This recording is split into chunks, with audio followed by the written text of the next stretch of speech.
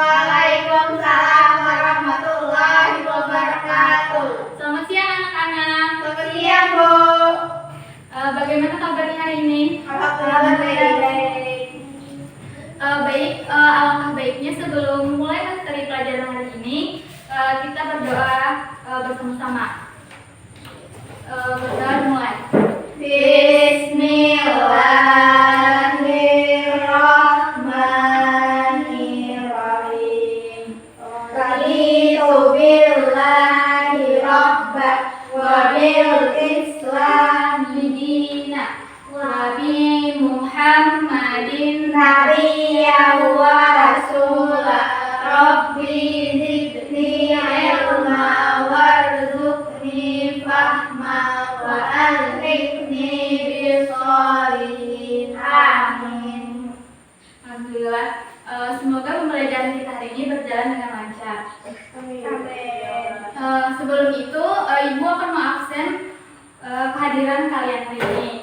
Yang pertama, absen pertama yaitu Ramadhaniyah. Ada, Bu. Yang kedua, Rizka Amelia. Ada, Bu. Yang ketiga, Siti Fatimah. Hadir, Bu. Alhamdulillah lengkap ya hari ini. Nah, baiklah. Jadi hari ini kita akan melanjutkan materi yang kemarin. Ada yang tahu materi apa pelajaran kita kemarin? Optimis, ikhtiar, tawakal. Ada yang lain?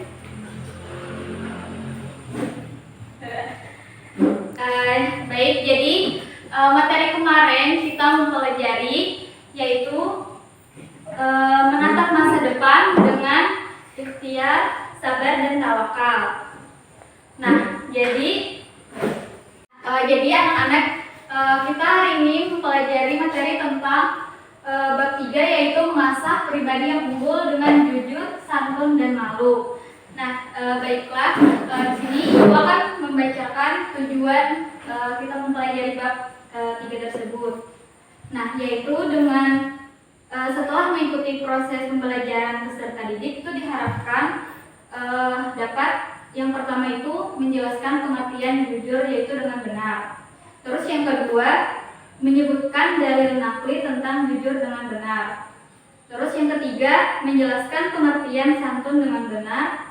Yang keempat menyebutkan dalil nakli tentang santun dengan benar. Dan seterusnya itu menjelaskan pengertian malu dengan benar. Dan yang terakhir menyebutkan dalil nakli tentang malu dengan benar. Nah, jadi hari ini kita itu kan mempelajari bab 3 itu mengasah pribadi yang unggul dengan jujur, santun, dan malu. Nah, jadi untuk anak-anak persiapkan alat tulis bukunya ya.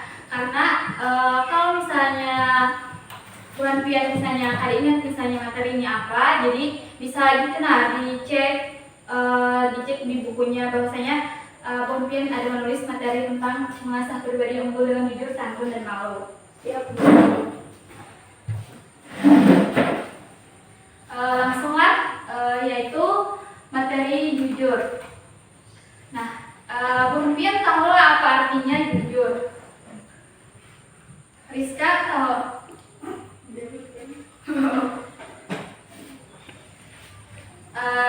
Siti Fatimah? Nah, jadi jujur itu artinya berkata benar, tidak ada menambah atau mengurangi. Artinya, jadi sekali lagi, jujur itu tuh seseorang berkata apa adanya sesuai dengan kenyataan, ada ditambahi, ada dikurangi. Jadi berkata yaitu dengan benar. Nah, jadi jujur itu artinya berkata dengan benar. Sambil ditulis lah. Nah, jadi sambil dibuka juga bukunya di halaman 65.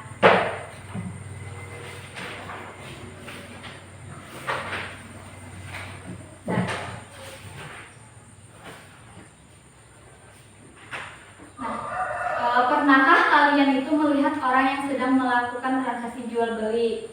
Nah, jadi baik penjual maupun pembeli itu sama-sama menginginkan kejujuran, yaitu ketika melakukan transaksi. Nah, ada juga sejarah mencatat bahwa Rasulullah SAW itu kan memiliki akhlak yang agung, yaitu sebagai umat Islam. Jadi kita itu harus meneladani akhlak beliau. Jadi akhlak mulia itu kan merupakan cerminan kesempurnaan jadi iman seseorang. Jadi semakin sempurna iman seseorang, maka akhlak itu akan semakin baik pula. Selanjutnya tadi pengertian jujur. Nah, di sini, ini kan kantin kejujuran. Pasti kan kalian tahu lah, ada di setiap sekolah itu pasti ada mempunyai kantin. Nah, di mana di kantin ini kita itu dipelajari untuk berlaku kejujuran. Karena tadi kejujuran itu sangat penting bagi kita. Nah, jadi seseorang itu disebut jujur apabila berkata apa adanya dan sesuai kenyataan. Jadi kejujuran itu merupakan hal yang diperlukan dalam menjalani semua aktivitas di kehidupan kita. Sesuai dengan Quran surah Al-Imran ayat 37. A'udzubillahi minasyaitonirrajim. Bismillahirrahmanirrahim. Innal ladzina yashtaruna bi ahdillahi wa aymanihim thamanan qalilan ulaika la khalaqa lahum fil akhirati wa la yukallimuhumullahu wa la yanzuru ilaihim yaumal qiyamah wa la yuzakkihim wa lahum 'adzabun 'alim. Nah, yang artinya sesungguhnya orang-orang yang memperjualbelikan janji Allah itu dan sumpah-sumpah mereka dengan harga murah, mereka itu tidak memperoleh bagian di akhirat. Allah tidak akan menyapa mereka, tidak akan memperhatikan mereka pada hari kiamat, dan tidak akan menyucikan mereka bagi mereka azab yang pedih. Quran surah Al-Imran ayat 77. Nah, jadi ayat yang Ibu bacakan tadi menegaskan bahwa orang-orang yang ingkar janji dan melanggar sumpah itu akan mendapat azab yang pedih darinya. Jadi Allah itu tidak akan menyapa dan memperhatikan mereka pada hari kiamat. Jadi setiap janji itu haruslah dilaksanakan karena kan janji itu kan adalah hutang. Maka jika hutang itu tidak ditunaikan di dunia, maka akan diminta pertanggungjawabkan di akhirat kelak.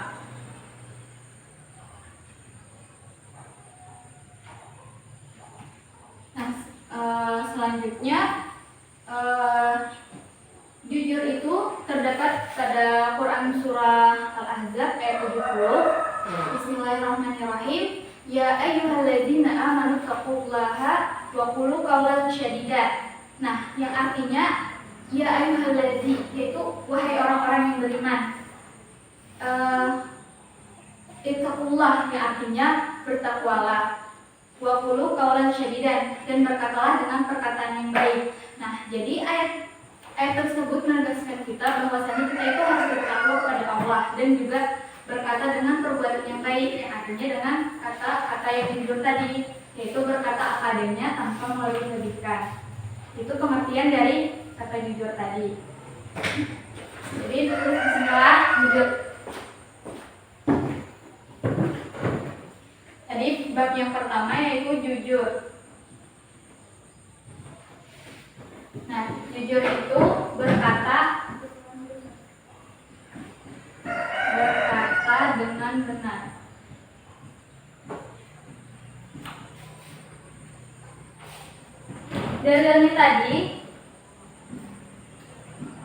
Dalilnya itu terdapat pada Quran surah Al-Imran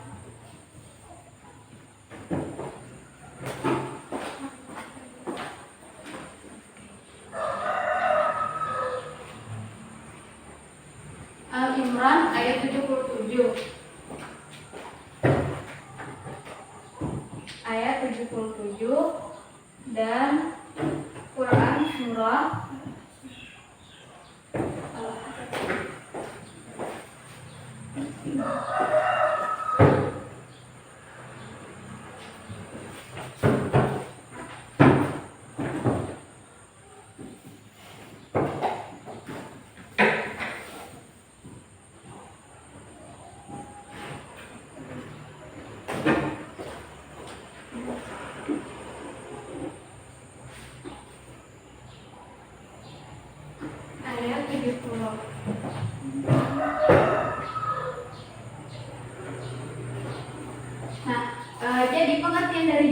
tadi berkata dengan benar tanpa dilebih-lebihkan dan dikurang-kurangkan. Sambil ditulislah.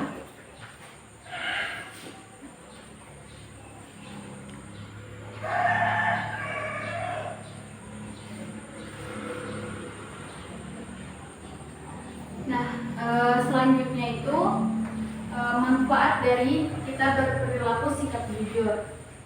Nah, jadi manfaat dari bersikap jujur itu akan melahirkan ketenangan, di mana orang jujur itu pasti akan tenang dan percaya diri bahwa dia itu pasti berkata dengan benar, tidak ada ketakutan sedikit pun.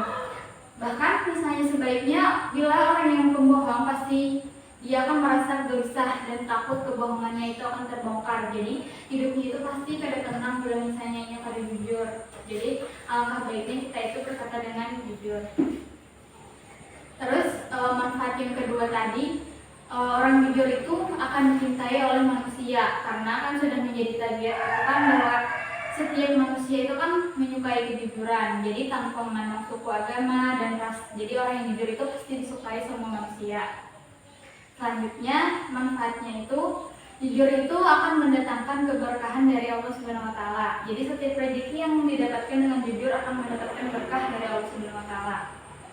Nah, contoh dari jujur itu misalnya di kehidupan sehari-hari. Misalnya, buat pian sebagai pelajar, bila misalnya ulangan pastikan ada rasa kejujuran bahwasanya kita itu tidak boleh mencontek. Jadi nah disitulah rasa kejujuran dan yang sikap kejujuran dari pian sebagai murid di sekolah.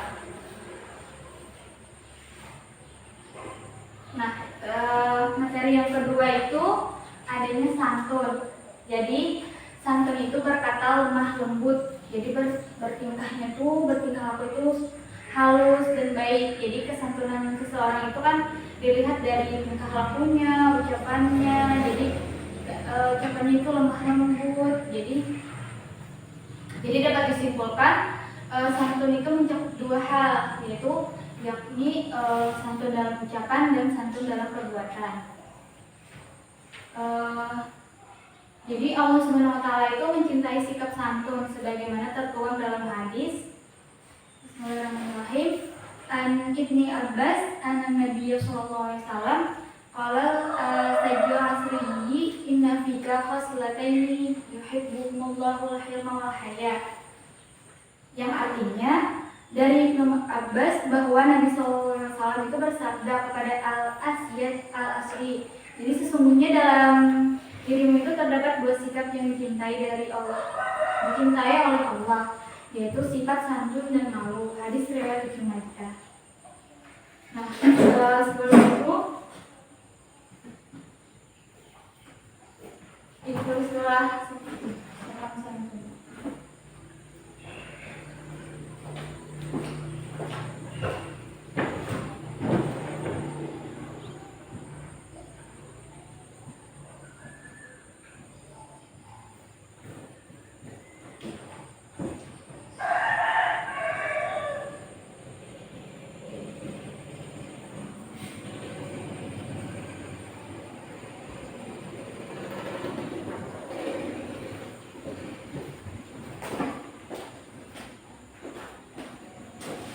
Jawab katanya.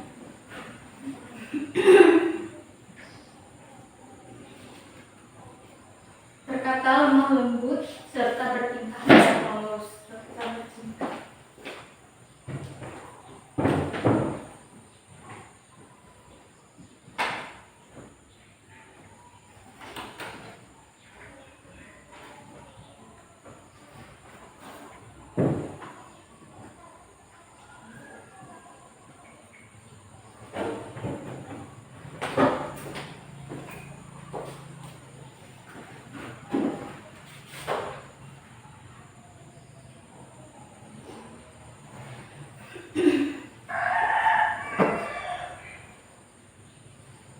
Nah, jadi sopan santun itu artinya berkata lemah lembut serta bertingkah laku halus.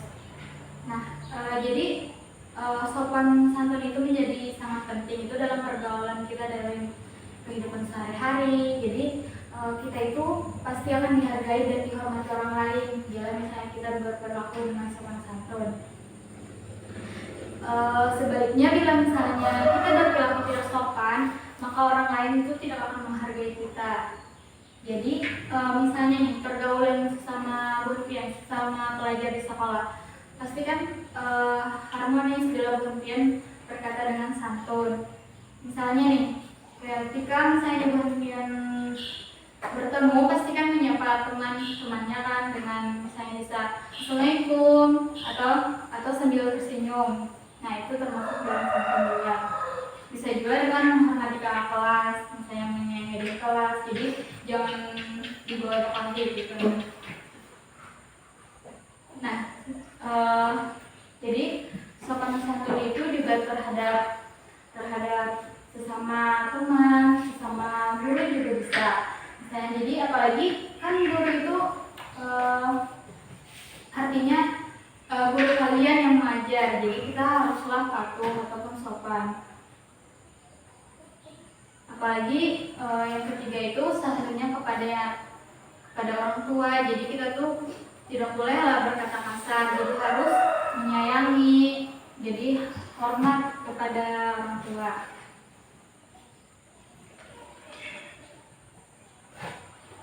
Nah, Allah SWT memerintahkan agar bertutur kata yang baik kepada sesama manusia itu dalilnya Quran surah Al-Baqarah ayat 83.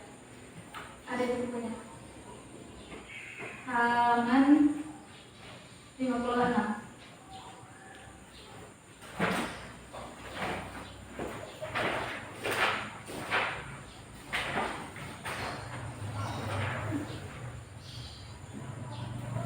Mana? Baca yang supaya mudah-mudah.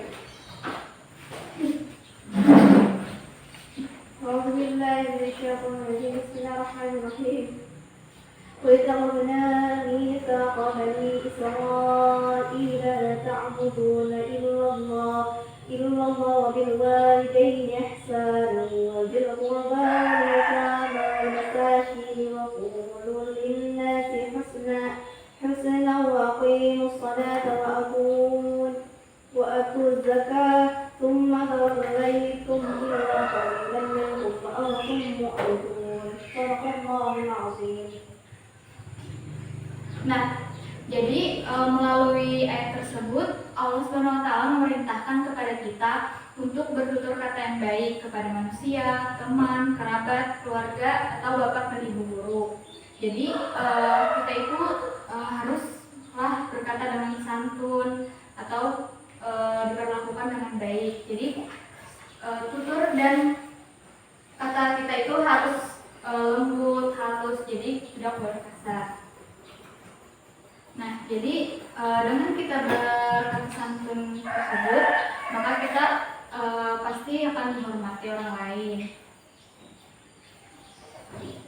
Nah, selanjutnya manfaat yang bisa kita peroleh dari sikap santun. Yang pertama itu mudah diterima oleh orang lain. Jadi sikap santun itu akan menjadikan seseorang disenangi orang lain. Jadi sehingga mudah diterima oleh orang lain. Yang kedua, menunjang kesuksesan. Jadi banyak nih pengusaha sukses itu ditunjang oleh sikap yang ditunjukkannya. Misalnya pembeli, pelanggan, karyawan, dan rekan sejawat itu akan senang dengannya karena tadi berlaku dengan santun, yaitu berkata lemah lembut dan bertingkah laku secara halus.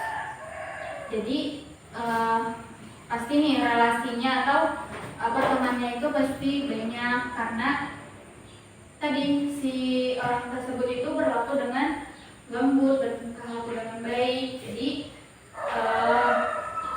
relasinya itu akan bertambah banyak, jadi menambah kesuksesan juga. Terus yang terakhir, manfaatnya dicintai oleh Allah Subhanahu wa Ta'ala dan Rasulnya. Karena Allah Subhanahu wa Ta'ala itu mencintai hambanya yang memiliki sikap santun.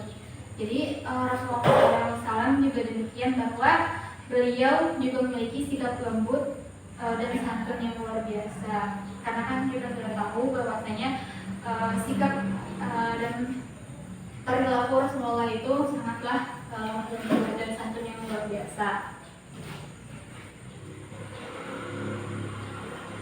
Nah, sampai di sini sudah paham? Atau ada yang masih kurang jelas, misalnya dunia kecepatan, menjelaskan? Jadi ditanyakan itu. Cukup. Lanjut tengah. Nah, materi yang ketiga yaitu malu. Nah, jadi malu di sini itu menahan diri, bahwasanya kita itu malu nih berbuat perilaku yang jelek atau melakukan perbuatan yang kotor. Malu di sini nih bukan yang kayak minder atau misalnya supan. Nah, bahasa sini supan misalnya. Nah, itu beda lagi materinya. Jadi materi malu di sini yaitu menahan diri atau malu nih, misalnya melakukan perbuatan yang tercela, misalnya tak baik, misalnya nih contohnya dalam impian misalnya malu ketika keluar rumah, pasti kan impian menutup aurat. Jadi disitulah sikap malu impian tertanam. Jadi materi yang ketiga malu.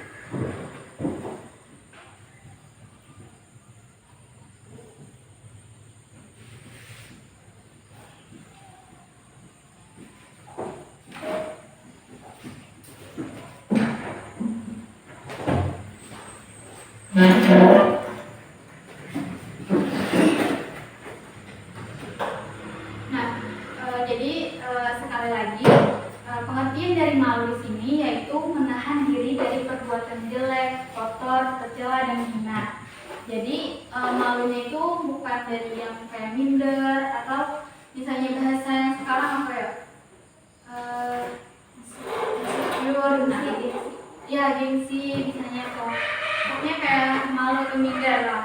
Nah, itu beda lagi. Jadi malu di sini artinya menahan diri dari perbuatan jelek atau kotor. Jadi jelek ketika kita misalnya melakukan perilaku yang tercela, jadi itu adalah rasa kayak malu ketika kita berperilaku atau bertingkah dengan perbuatan jelek. Nah, jadi sikap malu itu kan merupakan sikap bawaan dan juga bisa merupakan hasil latihan. Jadi harus ada latihan juga. Jadi namun demikian itu untuk menumbuhkan rasa malu itu kan perlu ada usaha, niat, serta ilmu dan kebiasaan juga. Jadi rasa malu itu kan merupakan bagian dari iman karena dapat mendorong seseorang untuk melakukan kebaikan dan mencegahnya dari kemaksiatan. Jadi apabila kita berperilaku malu tersebut di dalam diri kita, maka kemaksiatan itu pasti tidak akan terjalan, karena kan tadi ketika kita malu pasti kita akan merasa diri kita itu tidak akan melakukan kemaksiatan sesuai dengan hadis. Bismillahirrahmanirrahim. An Abi Hurairah sallallahu alaihi wasallam, an Nabi sallallahu alaihi wasallam qala imanu bid'un wa sab'una su'batan wal haya'u su'batun minal iman. Rawah Muslim. Yang artinya dari Abu Hurairah dari Nabi sallallahu alaihi wasallam, beliau bersabda, jadi iman itu adalah pokoknya, cabangnya itu ada 70 lebih. Nah, dan malu itu termasuk dalam cabangnya iman tersebut. Jadi sifat malu itu yaitu termasuk dengan dari cabang imannya tadi. Jadi hadis riwayat Muslim. Nah, selanjutnya coba Rizka baca hadis tentang malu tadi.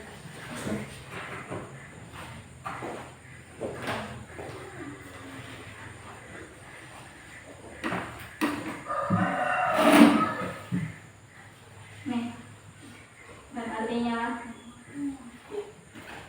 nyanyi supaya banyak mendengar jabatan. Bismillahirrahmanirrahim. An Abi Hurairah an Nabi qala il imanu bi yubid'u wa sab'una masukbat wal haya'u su'bah minal iman. Artinya, dari Abu Hurairah dari Nabi Shallallahu Alaihi Wasallam, beliau bersabda, iman adalah pokoknya, cabangnya ada 70 lebih, dan malu termasuk cabangnya iman. Hadis riwayat Muslim. Nah, jadi hadis yang dibacakan oleh Rizka tadi itu menegaskan bahwasanya malu itu merupakan salah satu cabang iman. Jadi misalnya nih, seseorang malu untuk mencuri bila ia beriman, atau malu berdusta bila ia beriman. Jadi atau misalnya, nah kita nih, seseorang wanita itu malu ketika membuka atau menunjukkan auratnya. Nah, disitulah sifat malu tersebut. Nah, jadi jika sifat malu itu berkurang dan mulai luntur, maka pertahanan diri dalam menghadapi godaan nafsu itu pasti mulai menipis. Karena kan malu itu kan salah satu benteng pertahanan dari seseorang ketika menghindari perbuatan maksiat. Jadi malu itu termasuk faktor pendorong bagi seseorang untuk melakukan kebaikan. Nah, selama rasa malu itu masih terpelihara dengan baik, maka seseorang itu akan hidup dalam kebaikan. Jadi ia pasti akan memiliki kekuatan dalam berbuat kebaikan dan menolak kemaksiatan.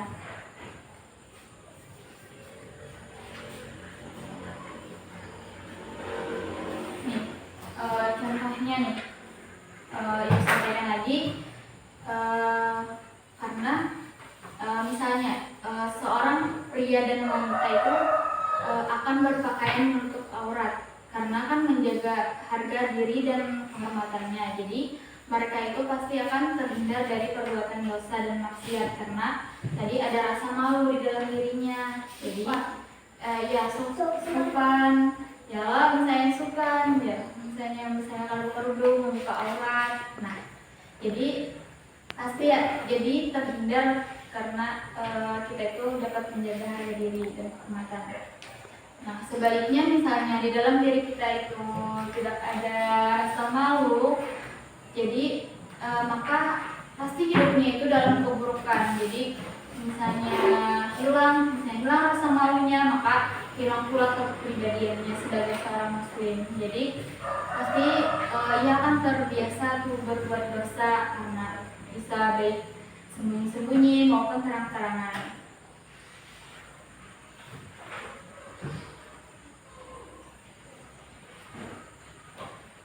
Jadi malu tadi hadis riwayat Muslim.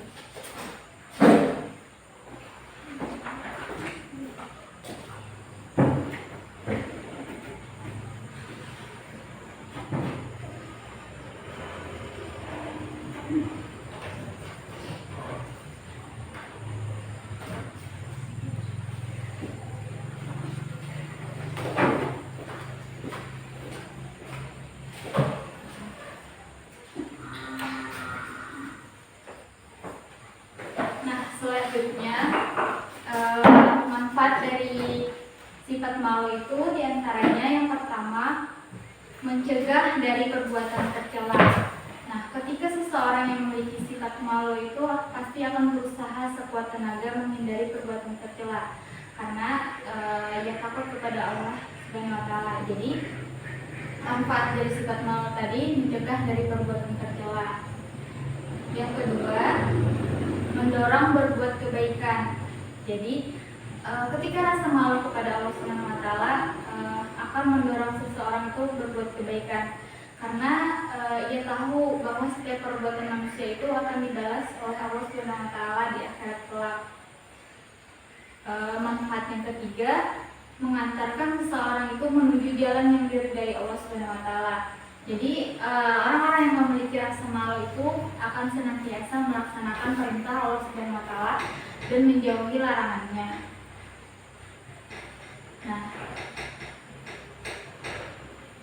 Nah, itu tadi manfaat dari malu.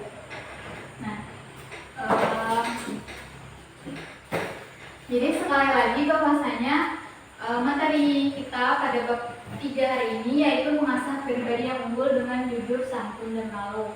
Nah, dimana yang pertama tadi adanya jujur, sifat jujur, dimana sifat jujur itu berkata dengan benar, yaitu seseorang itu berkata dengan benar tanpa ada ditambah atau dikurangi, jadi sesuai dengan kenyataan.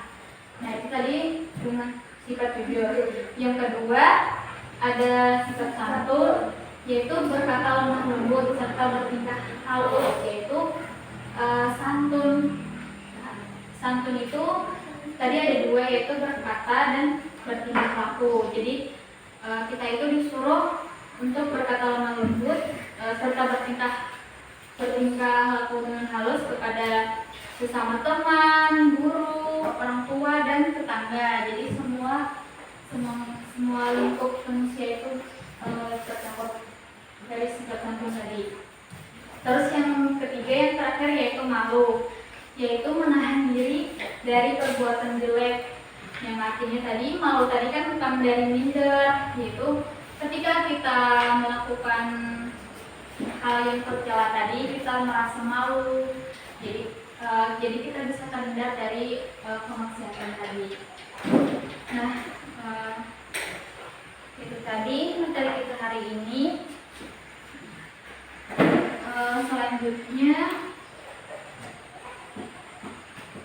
Selanjutnya apakah sudah paham? Insya Allah paham. Ya, alhamdulillah. Kalau sudah paham, selanjutnya tutup dulu bukunya. Buku tulisnya tutup karena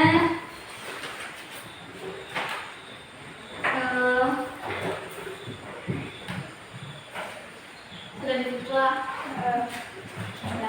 Tutuplah. Jadi karena sudah paham, jadi ibu akan menguji kemampuan gantian yang tadi dengar. Sudah jelas atau sudah paham. Jadi buka, ambil kertas lembar, ambil kertas lah.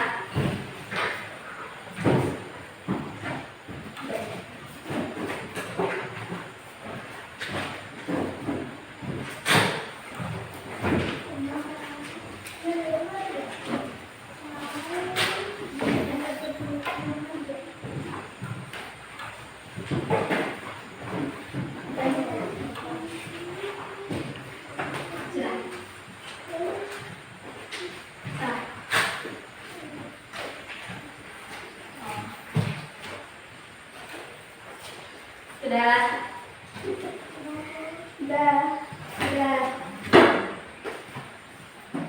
Jadi ibu akan memberikan 5 soal. 5 soal 5 menit. Langsung jawab. Misalnya A, jawabannya apa? Misalnya masuk A. Bapak soal. Ada saya tulis. Langsung jawab aja. Nah, sudah.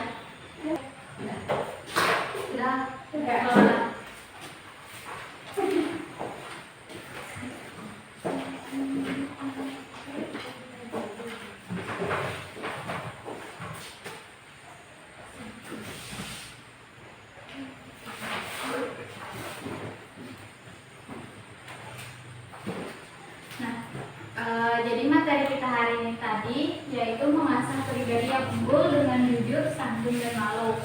Nah, di sini ada yang menyimpulkan materi kita pembelajaran hari ini. Nah, jujur, misalnya, jujur tadi apa ini? Dapat dipercaya. Bisa dapat dipercaya. Benar. Terus yang kedua santun. Santun tadi apa?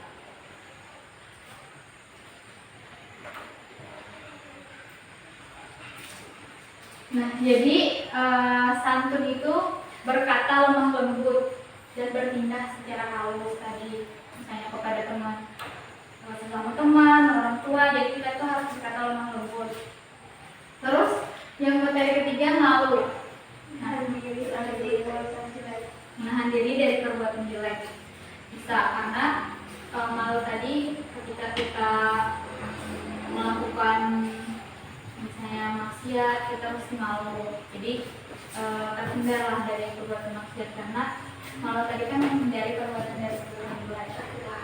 Ya, salah.